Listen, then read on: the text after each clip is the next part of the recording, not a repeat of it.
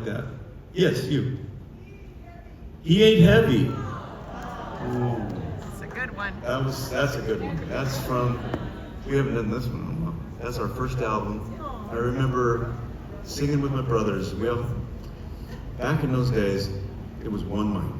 And we just surrounded the mic. I stood on a little box because I was so short. And I remember just vividly remember all my brothers around me. I was right in the center. We were singing this song on our first album. Go ahead, let's try it.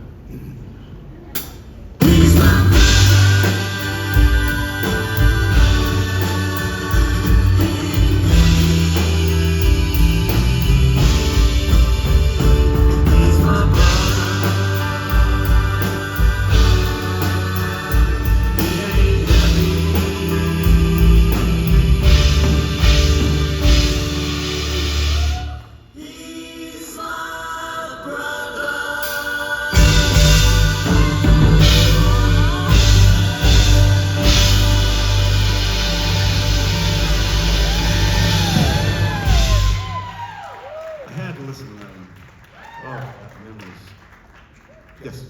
One bad apple. One bad apple.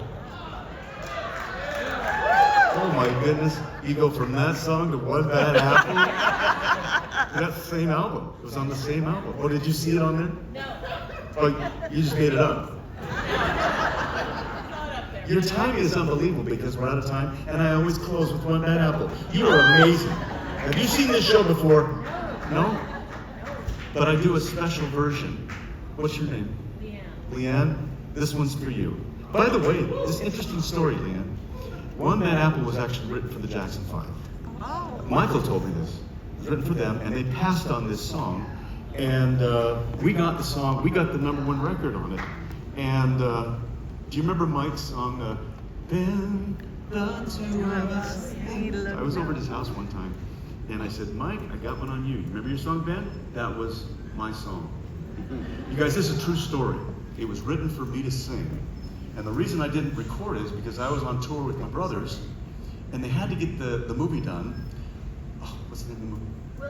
Willard, thank you. About a rat, right? Yeah. Scary one. In fact, I said, Mike, why do you always sing songs about rats? He looked at me and said, why do you always sing songs about puppies? He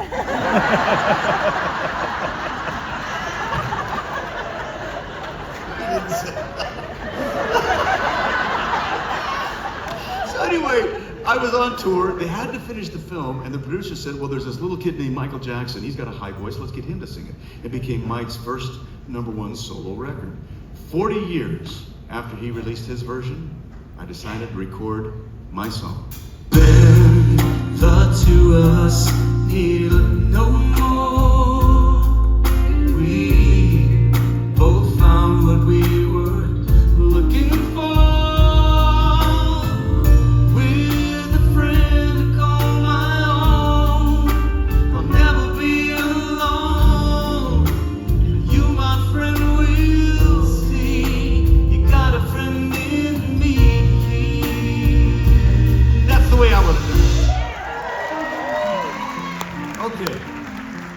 In order to do One Bad Apple, I want to change my jacket to something a little more 70s. Ma'am, what did you do? Mary Beth, we hold my jacket for me, sir. I need it back, Mary Beth.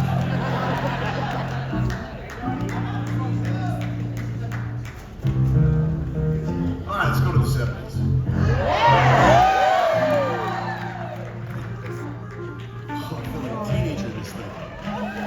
You guys, I have something to tell you that I have been working on for so long, I have not been able to pull this off until tonight.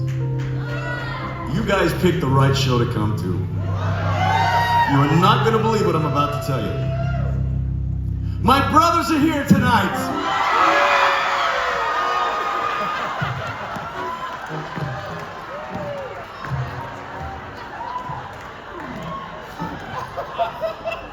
I love doing that every night. The audience always reacts the same way. Oh, them. So you might recall each one of us had a color on stage. Wayne was orange, Jay was green, Harrah was black, Alan was blue, and I had purple. Okay, I'm gonna transport everyone in this room back in time. The date, February 13th, 1971. My brothers and I are sitting in our living room surrounding this little radio, and we had tuned it to this station. American Top 40. And we heard Casey Kasem say this. With the new #1 song in the USA, here are the Osmonds.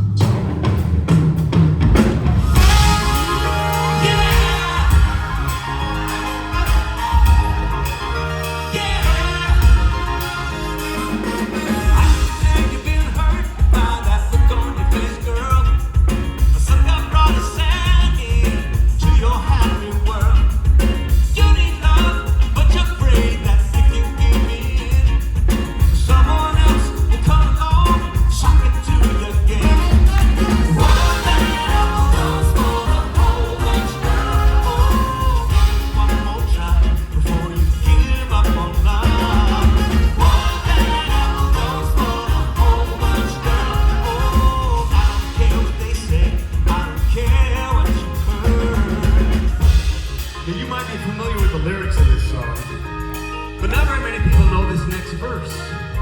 Check it out. Now if you've heard this song before, and many of you have, you might be feeling wishful or even a little sad, because something's different in the way I sing, and it's been rearranged, and that's only 'cause it's been 50 years since my voice changed.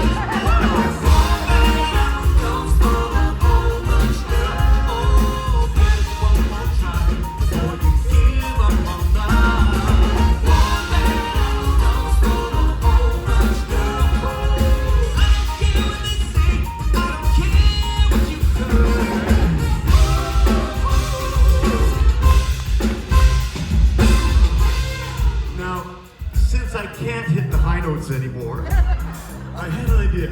I got on my social media and I asked the question, is there anyone out there in the world that could sing my part for me? I got so many responses from kids all over the world, but I found this one little boy. Oh my gosh. His name is Rio Gardner. He lives in England. He not only learned my part, he sings it really well. He actually learned the choreography. It's the cutest thing you'll ever see. Check it out.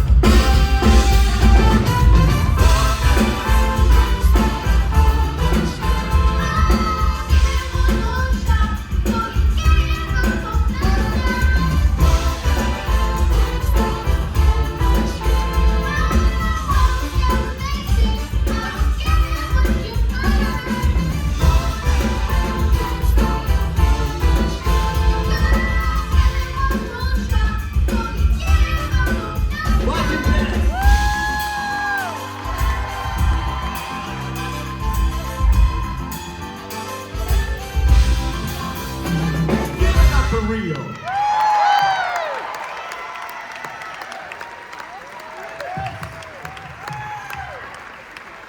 Hey, you guys, we finished up a tour not long ago over in England and wrapped it all up in London.